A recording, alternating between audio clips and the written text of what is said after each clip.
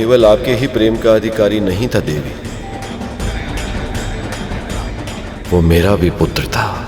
और ये जानते हुए भी आपने उसका वध कर दिया। ये सत्य है कि मैंने उसे पहचान लिया था, पर बहुत प्रयास करने के बाद भी वो मुझे पहचान नहीं पाया।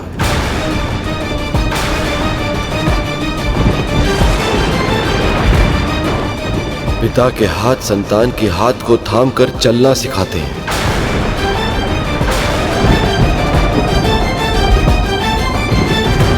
पर मेरे इन हाथों से उसका वध हो गया।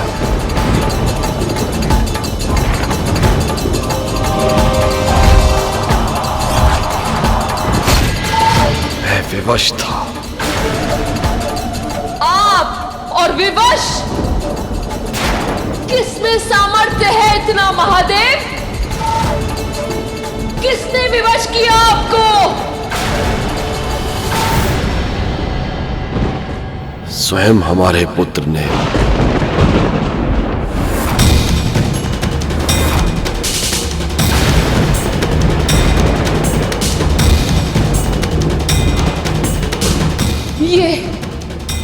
ये संभव नहीं है। आपने मुझ पे आरोप लगाया था ना देवी कि मुझे शीश काटने के अतिरिक्त और कुछ आता भी है या नहीं। मैंने कभी केवल शीश नहीं काटा, सदैव उसमें छिपे अहंकार को काटा है।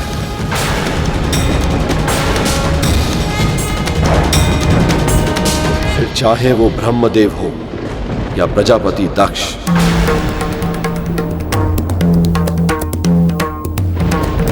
हमारे पुत्र के भीतर भी अहंकार उत्पन्न हो गया था। वो अहंकार जिसके कारण वो अज्ञानता के अंधकार से बाहर ही नहीं निकल पा रहा था।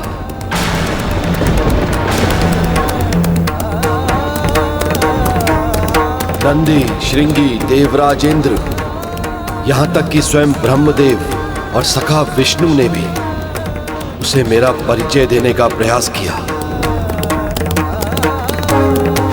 पर उनके कथनों को ना तो उसने सुना और ना ही समझा।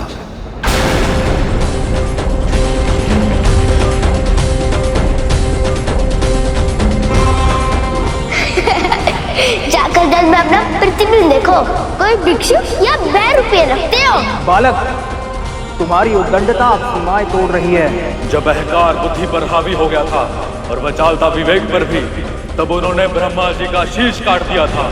ऐसे है हमारे महादेव। वैसे ब्रह्मदेव, आपको मुझे उपदेश देने का या उद्दंड देने का अधिकारी क्या है? अपनी उद्दंडता भूल गए? बालक, तुम्हें ऐसा नहीं कहना चाहिए। मुझे क्या कहना चाहिए और मुझे क्या नहीं कहना चाहिए, वो सिखाने वाले आप कौन होते हैं? पर क्यों हुआ ये?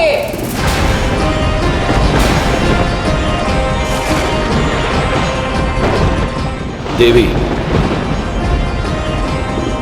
आपने उसे अकेले जन्म दिया था, इसलिए आप उसे प्रेम तो दे पाई,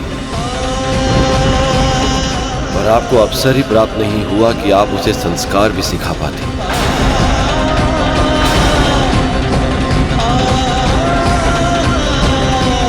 और बिना संस्कारों के अहंकार दूर होना यह संभव नहीं था। वो अपनी शक्ति के अभिमान में अपने तन से इतना जुड़ चुका था कि अपनी आत्मा के भीतर झांक ही नहीं पा रहा था।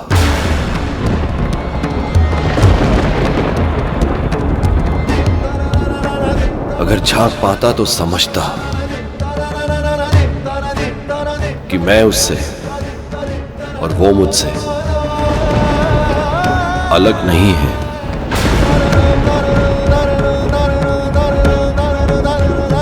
एक ही तो थे हम दोनों।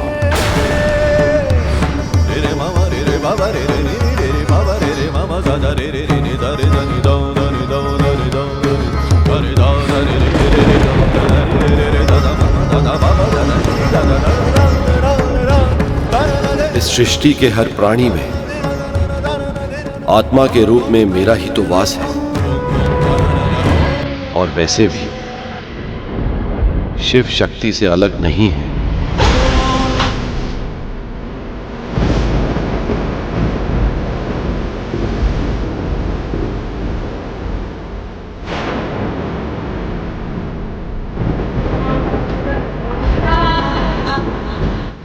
केवल उस बालक में ही नहीं, हर प्राणी में शिव और शक्ति का वास होता है। पर जब तक मनुष्य के मस्तक पर अहंकार हावी होता है, तब तक वो मैं, मेरा और मुझसे के माया जाल में फंसा रहता है। इस सत्य का अनुभव ही नहीं कर पाता कि तन से मोह व्यर्थ, क्योंकि भक्त और भगवान, आत्मा और परमात्मा एक ही है। तो फिर गुरुदेव, हम साधारण मनुष्य अपने भीतर छुपे परमात्मा को कैसे ढूंढ सकते हैं? नश्वर प्राणियों के लिए अपने मन को केंद्रित करके उनके भीतर विद्यमान परमात्मा के साथ एकाकार करने के लिए सबसे सरल उपाय प्रभु के नाम का जाप करना, ध्यान करना। ध्यान व्यक्ति को स्वयं के समीप लाता है और इस प्रक्रिया से वह अपने आप ही परमेश्वर के निकट पहुंच जाता है। जब महादेव ने इस तरह समझाया तो माँ ने क्या कहा गुरुदेव? क्या वो भगवान शिव की बात मान गई? यही प्रश्न वहां पे उपस्थित सभी देवताओं और प्रभु विष्णु के मन में भी कौंध रहा था।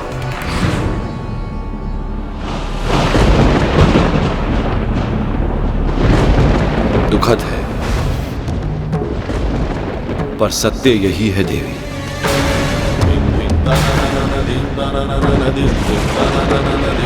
हमारे पुत्र के भीतर अहंकार इतना बढ़ चुका था कि सत्य उसके समक्ष था, पर वो उसे ना तो देख पा रहा था, ना सुन पा रहा था, ना ही अनुभव कर पा रहा था। केवल अब शब्दों का उच्चारण कर रहा था उसका मुख।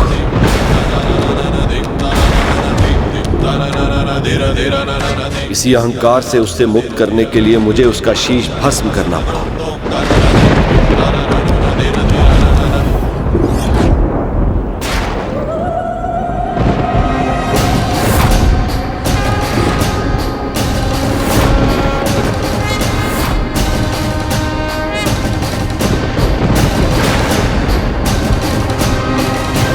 और अब आप उसे जीवित करेंगे महादेव।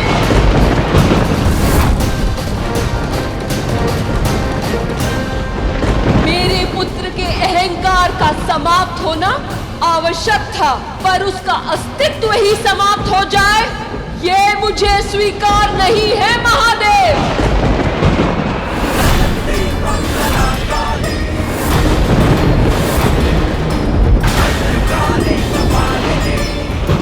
दंड आवश्यक होता है, पर दया अनिवार्य होती है।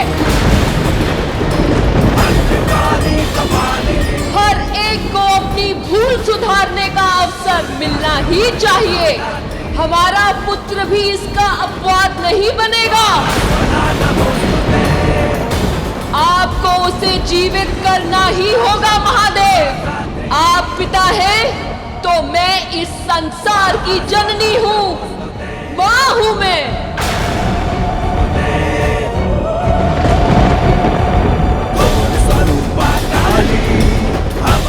यदि मां ही प्रसन्न नहीं होगी तो इस पूरे संसार में उदासीनता फैल जाएगी।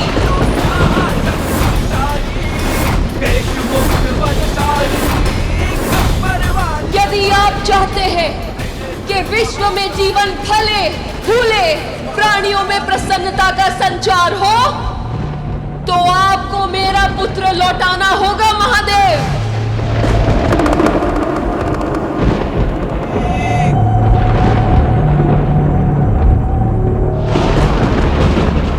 ऐसा ही होगा। आपको आपका पुत्र अवश्य मिलेगा।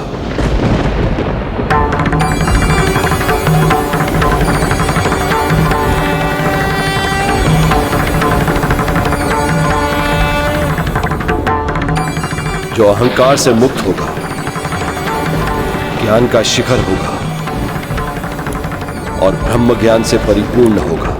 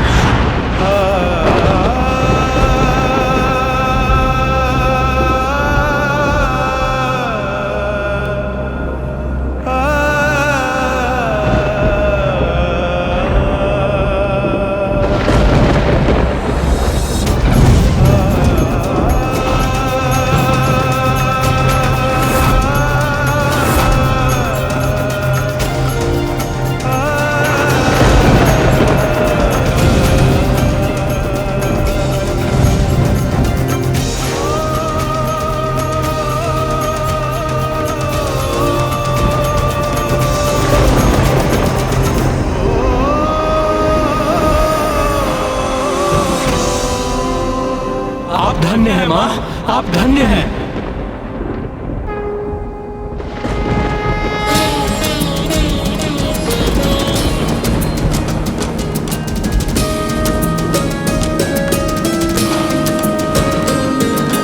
दुर्गमा दुर्गमा लोका दुर्गमात्म स्वरूपिणी, दुर्गमार्ग प्रदा दुर्गम विद्या दुर्गमाश्रिता, दुर्गम ज्ञान संस्थाना दुर्गम ध्यान भासिनी, दुर्गमोहा दुर्गमदा दुर्गमार्ग स्वरूपिणी, दुर्गमा सुर सहंत्री दुर्गमायुधधारिणी, दुर्गमांगी दुर्गमता दुर्गम्या दुर्गमेश्वरी, दुर्ग भीमा दुर्ग भामा दुर्गमा दुर्गधारिणी, दुर्ग भीमा दुर्ग भामा दुर्ग भा दुर्गधारिणी। नमो वैष्णवी मान्यस्तु मया मामा मानवः,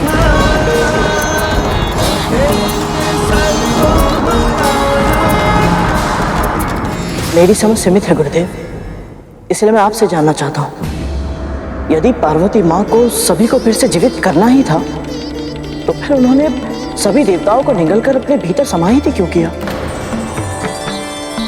क्योंकि हमारी संस्कृति और हमारे धर्म का सबसे बड़ा गुण ही यही है कि हमारे यहाँ दया करने वाले भगवान और दंड देने के लिए शैतान भिन्न भिन्न नहीं। जो माँ अपनी संतानों को अपराध करने पर कठोर दंड देती, वही माँ भूल सुधारने पर उन पर दया भी करती।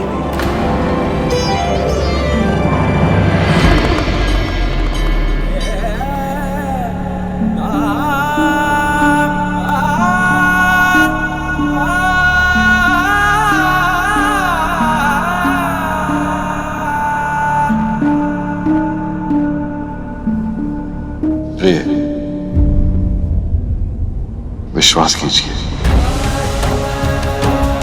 देव ऋषि नारद ने आपके पुत्र को दीर्घायु होने का आशीर्वाद दिया था, और आप तो जानती हैं, एक महर्षि का आशीर्वाद कभी व्यर्थ नहीं जाता। इस बालक का जन्म जितना विशेष है, इसका जीवन भी उतना ही विशेष है, और मुझे पूरा विश्वास है इसकी जीवन यात्रा बहुत ही रोचक और दीर्घ होगी।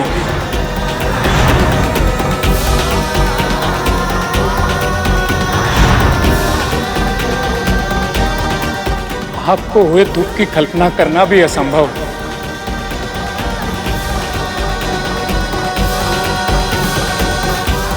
मां, महादेव,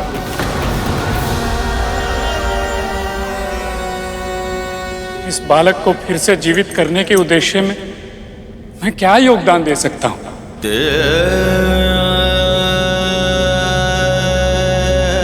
इसका वही निर्दोष मुस्कुराता हुआ मुख देखने के लिए जो भी आवश्यक होगा मैं वो सब करूंगा। बस आप। ये संभव नहीं है।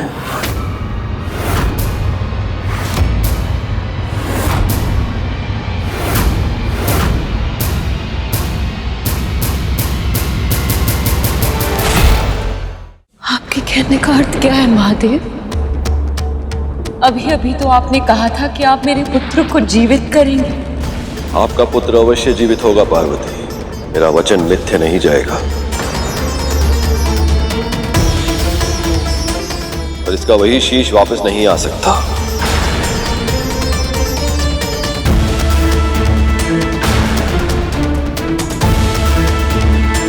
इसका शीश मेरे त्रिशूल से भस्म हुआ है, और सांसारिक नियमों के अनुसार मेरे त्रिशूल से जो एक बार भस्म हो जाता है उसमें फिर से प्राण नहीं आ सकते।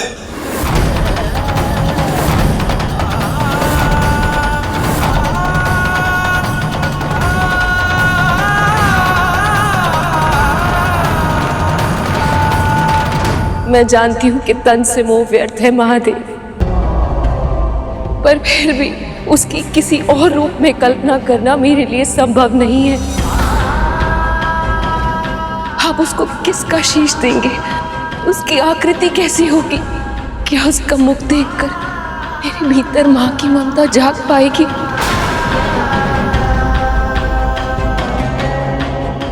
क्या उसका मुख वैसा ही मनमोहक होगा? क्या वो सबका चित हार पाएगा? देवी, आप महादेव पर विश्वास कीजिए। ये भी पिता, ये वही करेंगे जो उनके हित में होगा।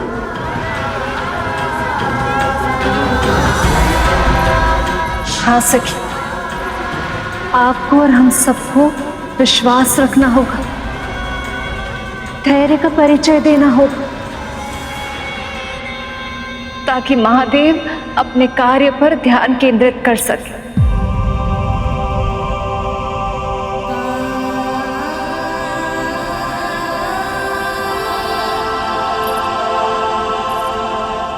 सखी चलो, चलो सखी।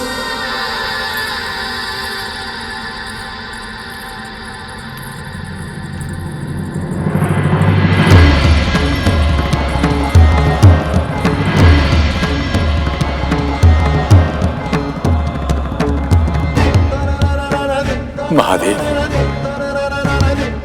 अब हमें क्या करना होगा? हम इस मृत बालक के तन को स्वच्छ करके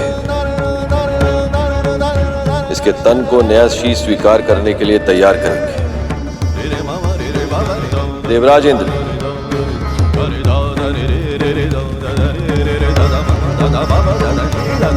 आप और अन्य देवतागण एक ऐसे शीश का प्रबंध कीजिए जो इस बालक के तन पर स्थापित किया जा सके। उत्तर दिशा में आपको सफलता अवश्य मिलेगी, परंतु ज्ञात रहे, शीश केवल उसी शिशु का लेकर आइए जिसकी मां उससे विमुख होकर सो रही है। आप धन्य हैं महादेव, आप धन्य हैं। आज्ञा दीजिए महादेव।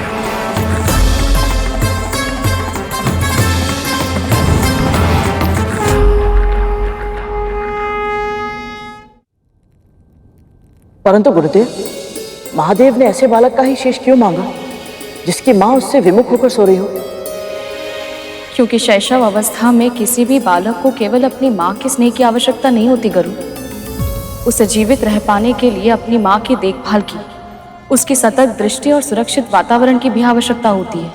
पर यदि किसी नवजात शिशु से उसकी माँ ही विमुख होकर सो जाए तो फिर उस शिशु का बचना संभव ही नहीं। ऐसा आप शिशु कौन था गुरुदेव, और कहाँ मिला वो?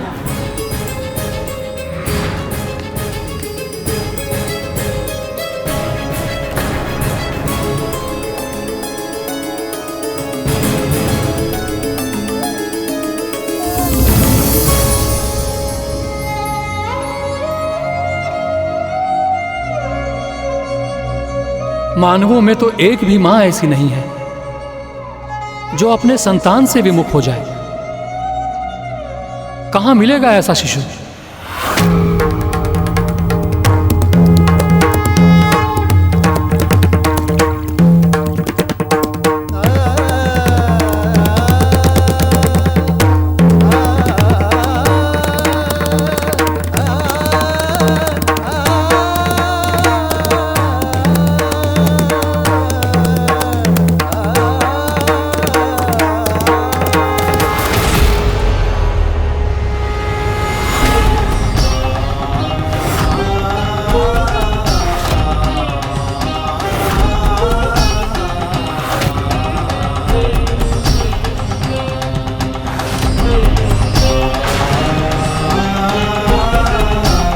समय तीव्र गति से बीतता जा रहा है और मनवांछित बालक अभी तक नहीं मिला है। मैं मां पार्वती को एक बार पहले ही दुख दे चुका हूं।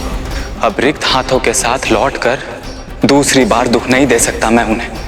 पर जिसका आदेश महादेव ने दिया है, कहां ढूंढूं ऐसे बालक को?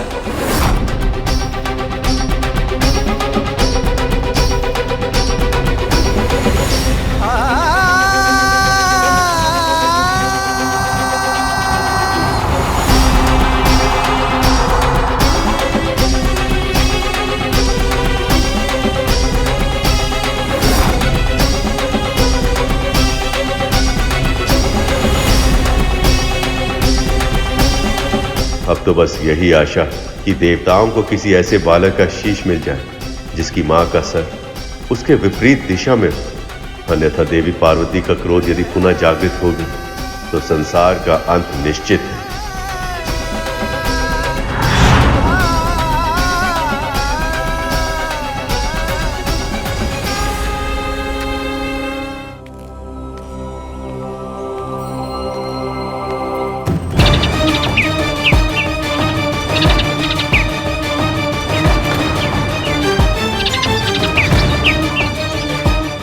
शब्द शैली, वाक्य विन्यास और व्याकरण से अनभिज्ञ हैं ये। फिर भी देखिए प्रेम की भाषा भली भांति जानते हैं ये पक्षी।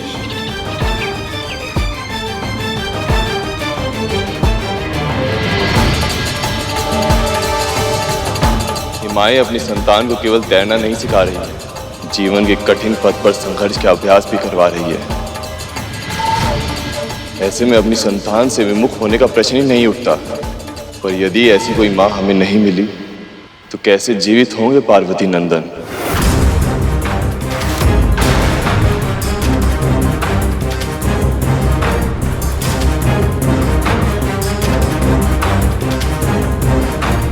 ये चमकती हुई किरणें, ये अवश्य ही सूर्यदेव का कोई संकेत है।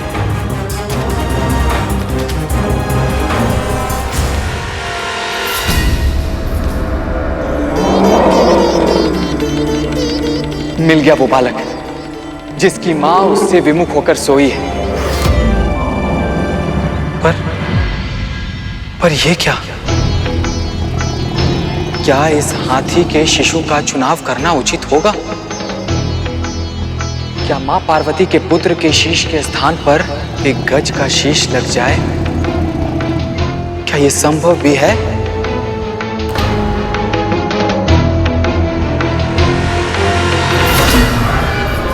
संदेह की आवश्यकता नहीं देवराज। इस शिशु का जन्म ही अल्पायु के साथ हुआ है, अर्थात इसके जीवन में इतनी ही सांसें लिखी थी। महादेव इसके शीश का उपयोग अपने पुत्र को जीवित करने के लिए अवश्य ही करेंगे। आगे बढ़िए यमराज, आगे बढ़िए और अपना कार्य पूरा कीजिए।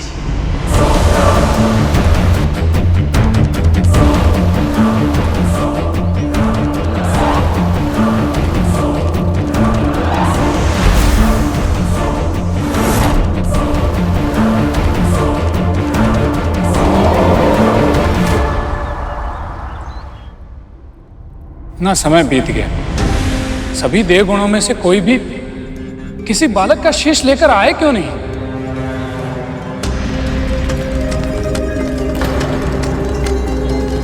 देवराज,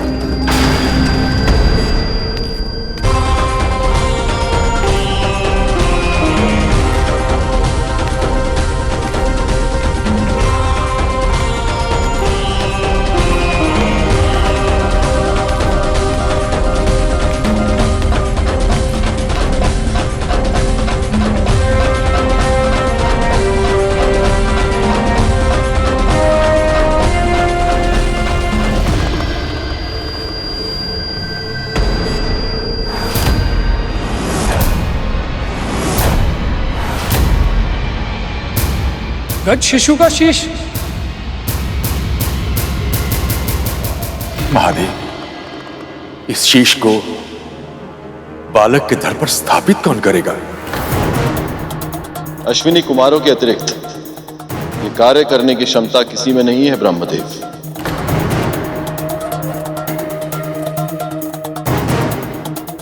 उन्होंने औषधि शास्त्र और शल्य चिकित्सा स्वयं महर्षि दधीची से सीखी।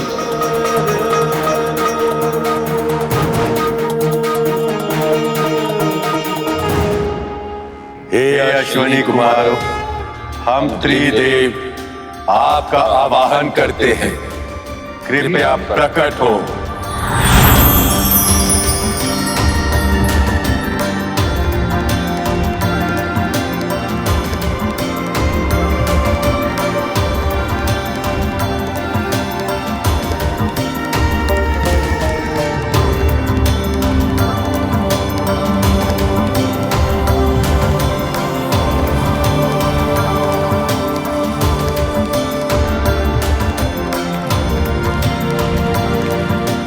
आपकी आज्ञा का पालन होगा प्रभु।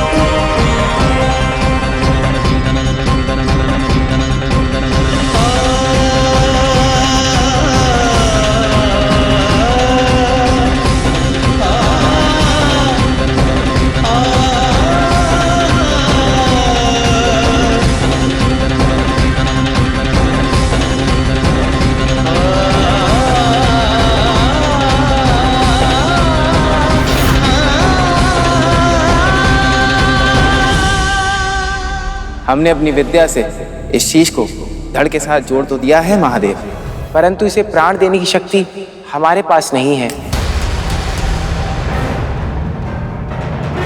यह कार्य आप और मां से ही संभव है।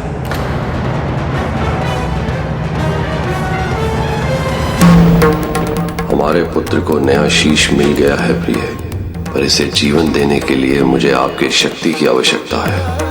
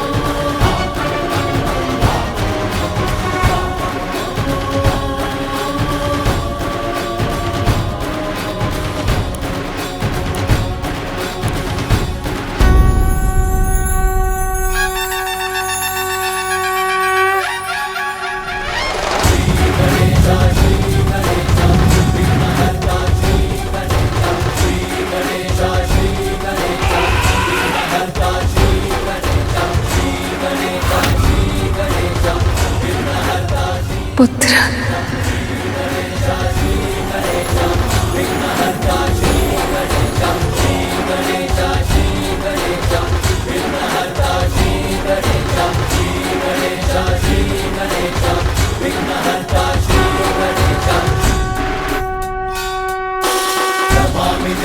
नमामि देवा जय गणराजा नमामि देवा दया करो हे मंगल देवा जय गणराजा नमामि देवा मंगलदाता मंगलकारी जय गणराजा पिताजी देवा भक्तों के तुम ही हितकारी जय गणराजा नमामि देवा सुखहर्ता सुखकर्ता स्वामी जय गणराजा नमामि देवा विघ्नराज जी अंतर्यामी जय गणराजा। बालक ने अपने पिता को महादेव को पहचान लिया। नारायण नारायण।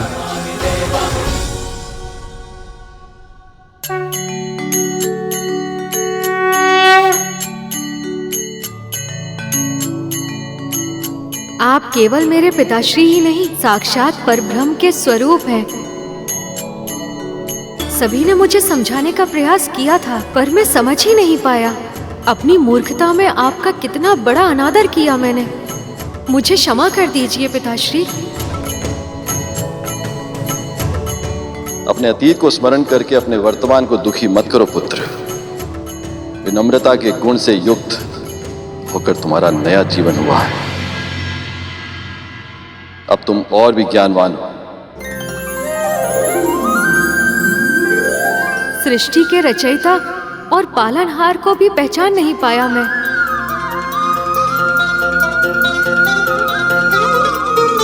आप दोनों के साथ कितनी उदंडता की थी मैंने। कृपया मुझे क्षमा कर दीजिए। तुम्हारा ये रूप देखकर हम अत्यंत प्रसन्न हैं पुत्र।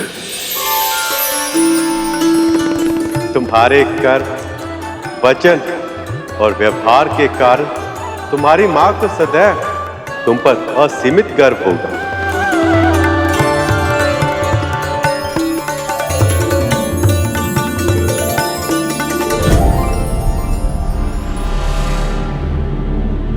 कौन सा मुख लगा होगा मेरे पुत्र को? कैसा दिख रहा होगा वो? कैसे सामना करूंगी मैं उसका, उस नए अपरिचित मुख के साथ? माँ आ गई।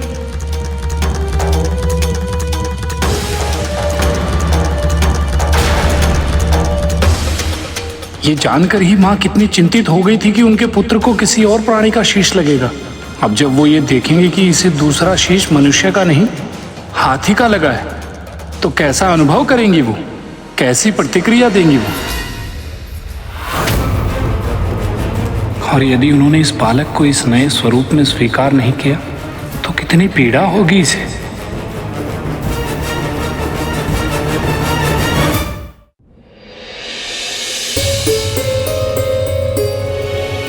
सखी, क्या हुआ? मेरा मन इतना आशंकित क्यों हो रहा है सखी? क्योंकि आप माँ हैं और इस परिस्थिति में आशंका और भय ये स्वाभाविक है सखी।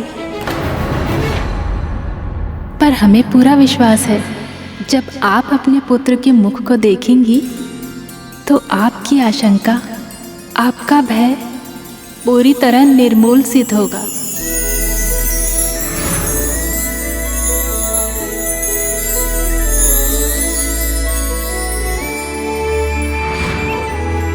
जब वो आपको माँ कहकर पुकारेगा, सब कुछ भूल जाएंगे आप, सब कुछ।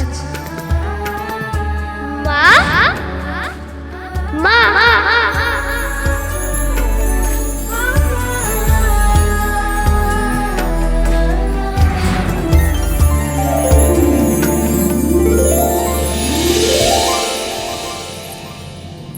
पुत्र, पुत्र,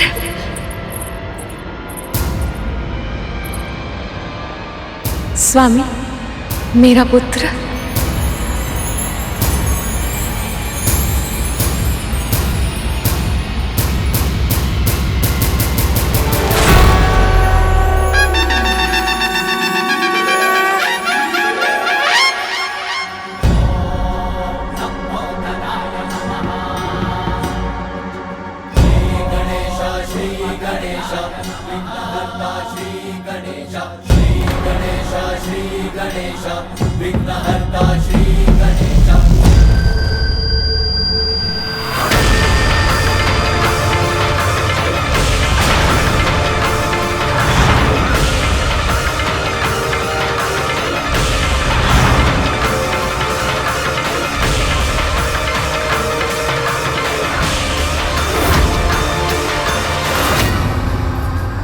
देवी पार्वती ने अपने पुत्र का नया मुख देखकर उसे मुंह फेर लिया।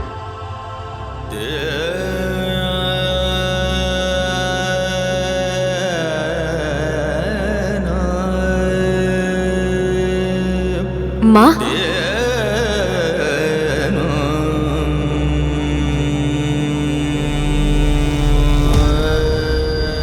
मेरा पुत्र। हाँ माँ, मैं आपका ही पुत्र हूँ, आपके हृदय से जन्मा हूँ।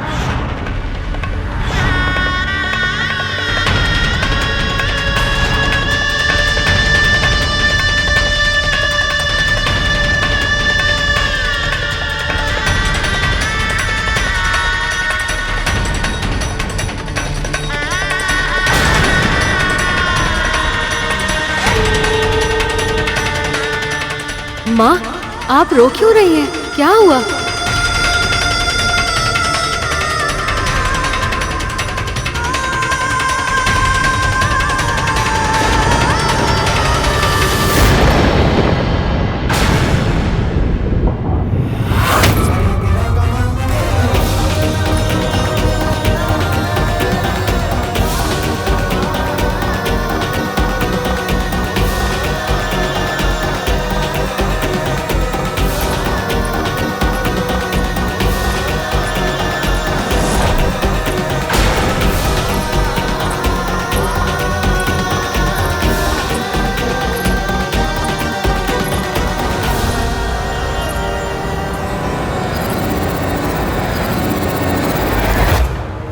इस बात का भय था वही हुआ।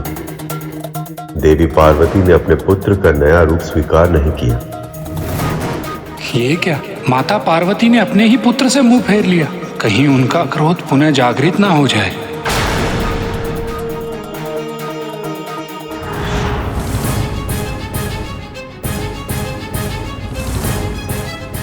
परंतु गुरुदेव, माँ पार्वती का पुत्र फिर से जीवित हो उठा।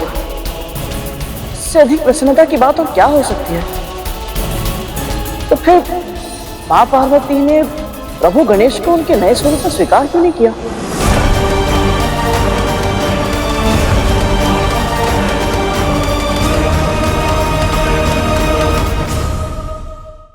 क्योंकि अतीत की स्मृति होती ही ऐसी, जब कोई उसमें डूब जाए तो उसे अपना अतीत अपने वर्तमान से भी अधिक अच्छा और सुंदर लगने लगता है। माँ पार्वती भी इसी भावना का अनुभव कर रही थी। तो फिर वो अपने इस अंतर्द्वंद से बाहर कैसे निकल पाई गुरुदेव? माँ पार्वती अपने पुत्र को उसके नए स्वरूप में स्वीकार कर पाती, इसके लिए पहले उस बालक को अपने नए स्वरूप को पहचानना और उसे पूरे मन से स्वीकार करना आवश्यक था।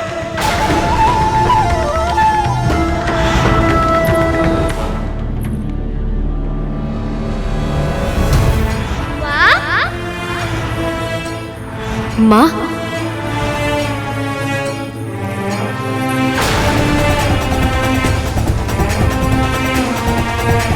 सखी,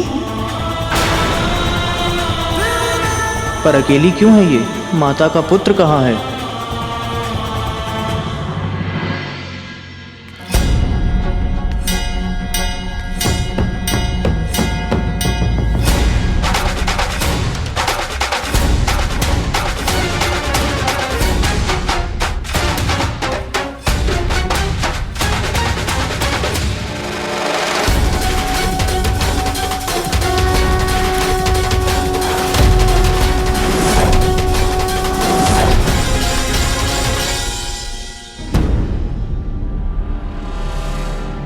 ये रूप मिला है बालक को।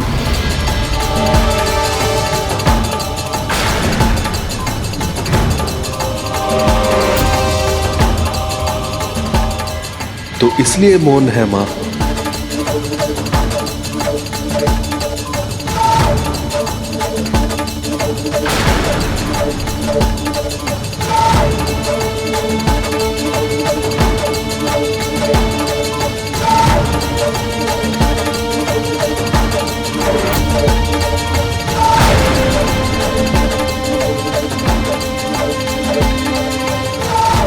ये क्या?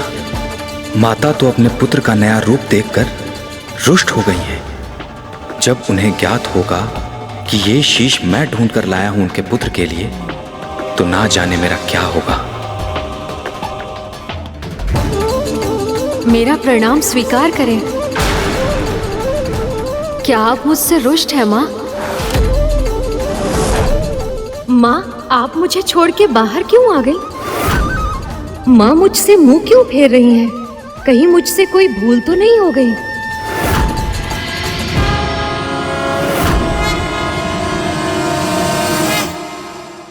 पक्षीराज गरुड़ के साहस भरे कारनामे देखने के लिए चैनल को सब्सक्राइब करें और साथ ही बेल आइकॉन दबाना न भूलें।